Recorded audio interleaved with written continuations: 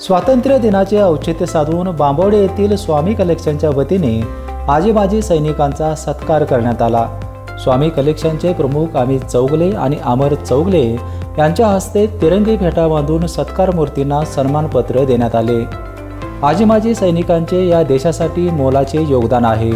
भारत मातेच्या रक्षणाकरिता आपल्या जीवाची पर्वा न करता प्राणाची बाजी लावणाऱ्या वीर जवानांचा हा सन्मानाचा दिवस आपल्यासाठी प्रेरणादायी आहे, असे प्रतिपादन अमर चौगले यांनी केले। यावेळी माजी सैनिक मधुकर घोलप, अमर चव्हाण, सरपंच संदीप पाटील, पोलीस पाटील बाजीराव पाटील, उमेश पाटील, अजय गुरव यांच्यासह आजी माजी सैनिक उपस्थित होते। बेपेनसाठी शाहवाडीहून रमेश डोंगरे।